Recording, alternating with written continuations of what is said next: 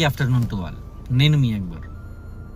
100 Days 100 Stories భాగంగా day 38. కథ పేరేంటో చెప్పనా? సింహం ఏడ్చిన కథ. సింహం ఏడ్చడం ఏంటి అని అనుకుంటున్నారా? చూద్దాం. ఒక అడవిలో చాలా పెద్ద సింహం, అడవికి రాజైనటువంటి సింహం చాలా దర్జాగా అడవిని ఏలుతూ ఉండేటప్పుడు తనకి ఒక చిన్న సింహం పిల్ల వేరే కన్నది ఈ మగ సింహానికి దొరుకుతుంది. దొరికిన తర్వాత ఆ సింహానికి చాలా చాలా ప్రేమతో చూసుకుంటూ ఉంటుంది. అడవికి వెళ్ళి భోజనం తీసుకొని వచ్చి తనకి పెడుతూ చాలా ప్రేమతో ఉన్నతంగా దానికి కదలనివ్వకుండా చూసుకుని పెంచుతూ ఉంటుంది.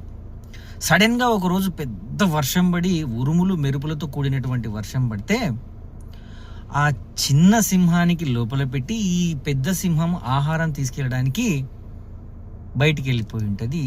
ఆ ఉరుములకి మెరుపులకి భయపడి ఆ చిన్న సింహం గుహలో నుంచి బయటకు వచ్చేసి అలా బయటికి వెళ్ళిపోతుంది.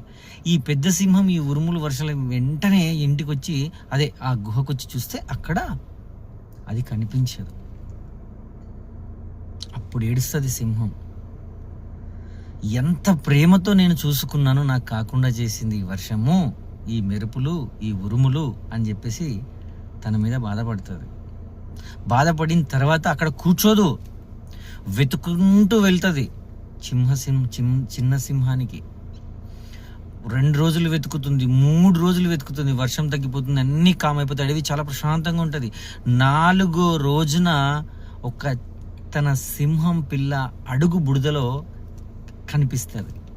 దాన్ని చూసి ఆ జాడ పట్టుకొని వెళ్ళి తన సింహం పిల్లను తను వెతుక్కుంటుంది. చూడండి, చాలా సంతోషపడుతుంది.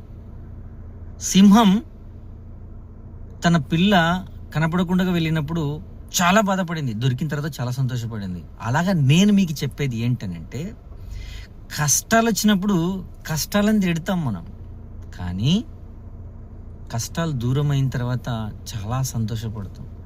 అసలు ఆ కష్టం నీకు వచ్చినందుకే కదా నువ్వు సింహం పిల్లని వెతుక్కుంటూ వెళ్ళింది, నీకు ఆ సంతోషం దొరికింది. అదే నువ్వు అది మిస్ అవ్వకుంటే అలాగే అక్కడే ఉన్న చోటే అలాగే ఉండేవాడివి. కాబట్టి బయలుదేరండి గెలుపు కోసం. Thank you.